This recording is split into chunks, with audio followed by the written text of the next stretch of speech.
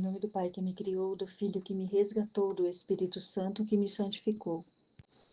Divina vontade reina na minha vontade. Ó minha mãe, eu te amo e tu me amas. Dai-me um gole da vontade divina à minha alma. Me abençoa, Mãe, para que todas as minhas ações sejam feitas diante dos vossos olhos maternais. Amém. Suprema Majestade, eu venço a divina vontade, em nome de todos, do primeiro ao último homem que existirá na terra, para dar a ti as homenagens que tendes direito, as adorações, os louvores, o amor, as reparações por todos e por cada pecado. Venho, Senhor, na sua divina vontade, dou-te a minha vontade humana por meio do Imaculado Coração de Maria, que possui todos os dons e os frutos da divina vontade. Dai-me, Senhor, então, a tua divina vontade. Venha a divina vontade nesta ação que eu estou a fazer, e em todas as ações que eu farei durante este dia. Amém, Fiat. Vinde, Espírito Santo, vinde por meio da poderosa intercessão do Imaculado Coração de Maria, vossa amadíssima esposa e nossa mãe. Amém. Leitura do livro A Mística Cidade de Deus, de Maria de Ágreda. Tomo 1, livro 1, capítulo 10. Termina-se a explicação do capítulo 12 do Apocalipse. Ódio do demônio pelos filhos de Deus. Número 120.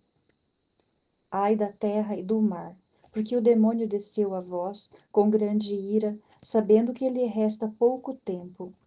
Ai da terra, onde tão inumeráveis pecados e maldades serão cometidos. Ai do mar, que vendo tais ofensas ao Criador, não lançou suas ondas para afogar os transgressores, vingando as injúrias de seu Criador e Senhor. Ai do mar profundo, da endurecida maldade daqueles que seguiram o demônio e desceu até vós para guerrear-vos, com raiva tão inaudita e cruel que não tem semelhante. Ira de ferozíssimo dragão e mais que leão devorador, que tudo pretende aniquilar, considerando curta toda a duração dos séculos, para satisfazer seu ódio. Tanta é a sede e a ânsia de perder os mortais, que não lhe basta o tempo limitado de suas vidas.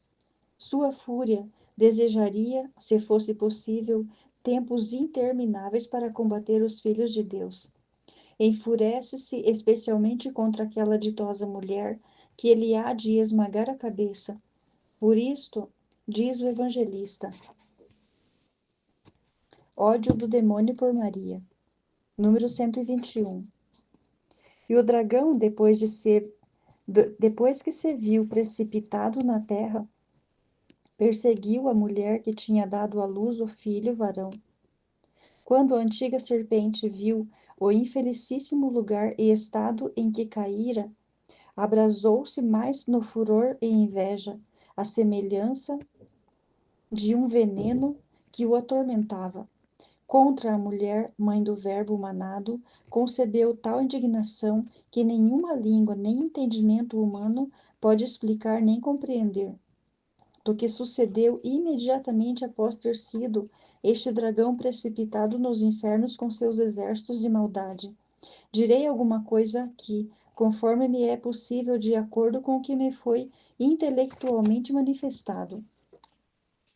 Vingança de Lúcifer, número 122. Durante a primeira semana referida pelo Gênesis, na qual Deus criaria o mundo e suas criaturas, Lúcifer e os demônios ocuparam-se em tramar maldades contra o Verbo que se havia de humanar e contra a mulher de quem nasceria homem. De quem nasceria o homem, né? No primeiro dia, que corresponde ao domingo, foram criados os anjos, sendo-lhes apresentados as leis e preceitos que deviam obedecer. Os maus desobedeceram os mandatos do Senhor. Por divina disposição de sua providência, sucederam todas as coisas que acima foram ditas, até o segundo dia pela manhã, correspondente à segunda-feira, na qual Lúcifer e seu exército foram precipitados ao inferno. E esta duração de tempo corresponderam àquelas mórulas da criação dos anjos, seus atos, combates, quedas dos maus e glorificação dos bons. No momento em que Lúcifer e seus saguazes inauguraram o inferno, reuniram-se todos para fazer um conciliábulo que durou até a quinta-feira pela manhã. Neste tempo empregou Lúcifer toda a sua diabólica sabedoria e malícia em estudar e decidir com os demônios o modo para mais ofender a Deus, em vingança do castigo que lhes havia imposto. A última conclusão a que chegaram, pelo que sabiam do amor que ele teria aos homens, foi que a maior vingança e ofensa a Deus seria impedir nas criaturas humanas os efeitos daquele amor. Para tanto, enganariam, persuadiriam e forçariam quanto possível os homens a perderem a amizade e a graça de Deus, tornando-os ingratos e rebeldes à vontade divina. Lúcifer vinga-se de Deus nas criaturas humanas. Número 123. Nisto, dizia Lúcifer, temos que trabalhar empregando toda a nossa força, atenção e ciência. Arrastaremos as criaturas humanas para nosso ditame e vontade, a fim de perdê-las. Perseguiremos esta geração de homens e os privaremos do prêmio que lhes está prometido. Procuremos com toda a nossa vigilância que não cheguem a ver a face de Deus, visão a nós, injustamente negada. Hei de obter contra eles grandes triunfos, e tudo destruirei e submeterei à minha vontade. Semearei novas seitas, erros e leis, em tudo contrárias ao do Altíssimo. Suscitarei entre esses homens profetas e chefes que propaguem as doutrinas que eu semear, e finalmente, para vingar-me de seu Criador, mantê-los-ei comigo neste profundo tormento. Afligirei os pobres, oprimirei os aflitos, perseguirei os fadigados, semearei discórdias, causarei guerras, instigarei uns povos contra os outros, formarei soberbos e arrogantes, espalharei a lei do pecado, e quando por ela me hajam obedecido, sepultá-los-ei neste fogo eterno, sendo os lugares de maiores tormentos para aqueles que comigo mais se parecerem. Este será meu reino e a recompensa que darei aos meus servos. Pretende vencer Cristo e Maria. Pretende vencer Cristo e Maria. Número 124. Ao verbo manado farei guerra, ainda que seja Deus, pois também será homem de natureza inferior à minha. Elevarei meu trono e dignidade acima da sua, vencê-lo-ei e o derrubarei com o meu poder e astúcia.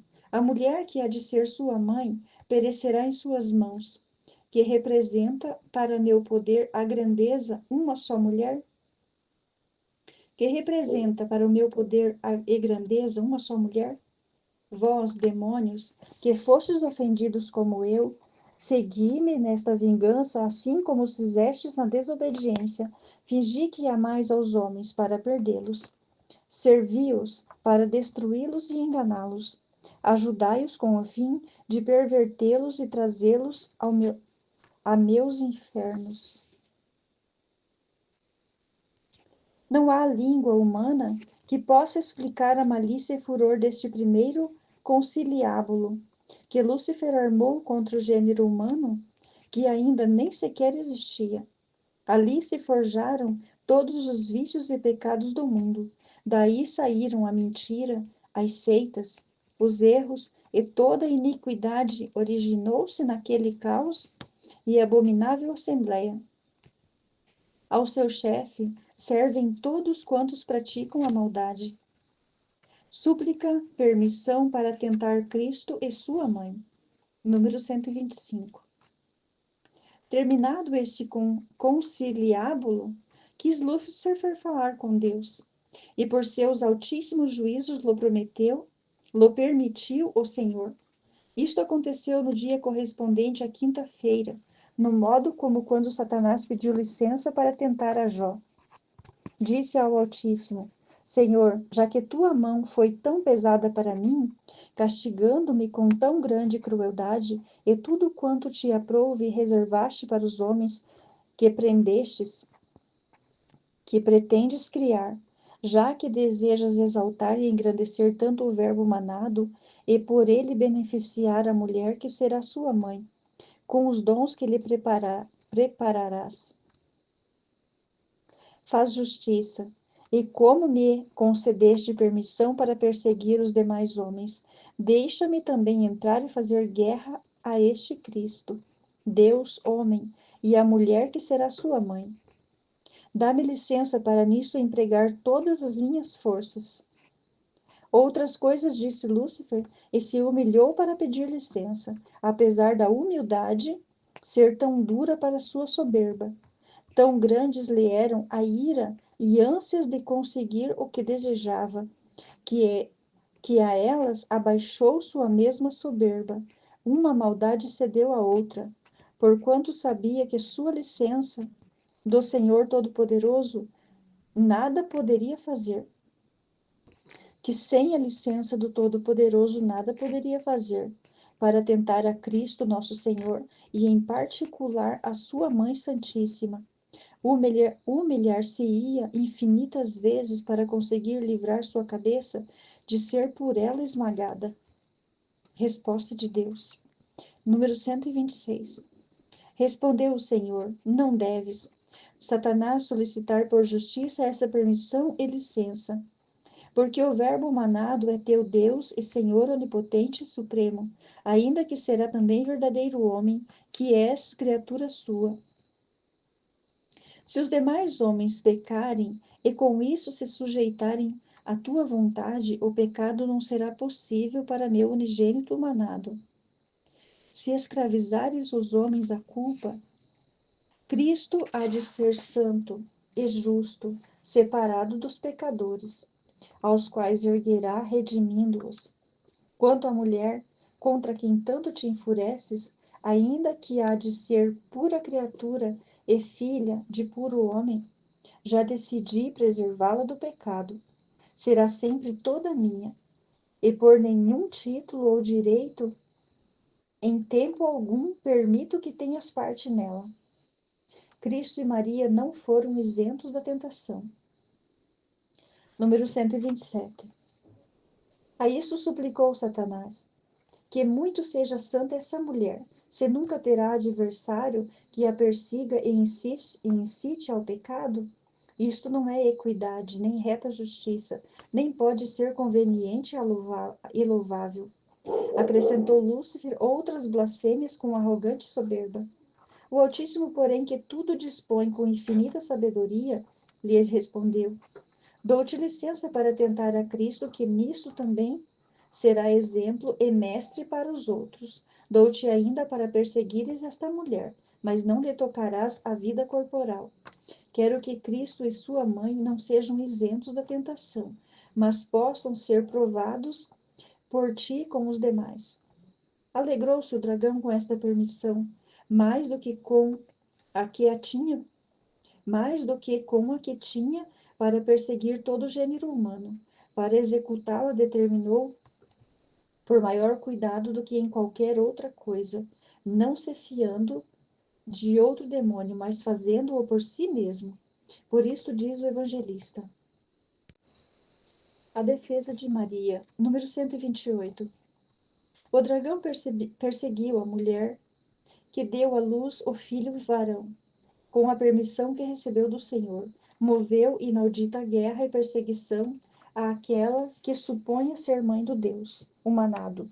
Em seus lugares falarei sobre essas lutas e pelejas. Agora somente declaro que foram superiores a qualquer pensamento humano. Admirável foi também o modo de lhes resistir e gloriosamente vencer.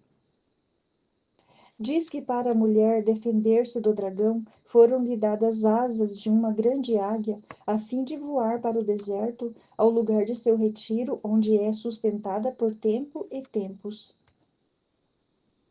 Antes de começar este combate, a Virgem Santíssima foi preparada pelo Senhor com particulares dons e favores, representados nas duas asas. Uma foi nova ciência infusa para penetrar grandes mistérios. A outra foi maior e mais profunda humildade, como em seu lugar explicarei. Com essas duas asas levantou o voo para o Senhor, seu lugar, porque somente nele vivia. Voou como águia real, sem jamais retroceder para o inimigo. Foi única neste voo, viveu abstraída das coisas terrestres e criadas, só com o fim último, a divindade. Nessa solidão foi alimentada por tempo e tempos, alimentada com o dulcíssimo maná e manjar da graça das palavras divinas e dos favores do poderoso, por tempo e tempos, porque recebeu este alimento durante toda a sua vida, e mais copiosamente naquele tempo em que teve de sustentar maiores batalhas com Lúcifer, recebendo auxílios mais intensos e apropriados. Também se entende, por tempo e tempos, a eterna felicidade onde foram premiadas e coroadas as suas vitórias. A perseguição diabólica cessou. Número 129. E por metade do tempo, fora da presença da serpente, este meio tempo foram os anos em que a Virgem Santíssima permaneceu isenta da perseguição do dragão. Depois de o ter vencido nas lutas que com ele travou, por divina disposição, permaneceu triunfadora e livre delas. Foi-lhe concedido esse privilégio para gozar da paz e quietude que a vitória sobre o inimigo lhe merecera, como diante direi. Todavia, enquanto durou a perseguição, diz o evangelista, Maria não foi atingida pelo pecado. Número 130. E a serpente lançou de sua boca atrás da mulher, como um rio de água para fazer com que ela fosse arrebatada pela corrente. Porém, a terra ajudou a mulher, e a terra abriu a sua boca e engoliu o rio que o dragão tinha lançado de sua boca. Contra esta divina senhora, empregou Lúcifer toda a sua malícia e força, pois todos quantos foram por ele tentados lhe importavam menos que Maria Santíssima. Semelhantes à força da correnteza de um grande e impetuoso rio, assim saíram, com a máxima violência da boca deste dragão, as mentiras, as maldades e tentações contra a Virgem.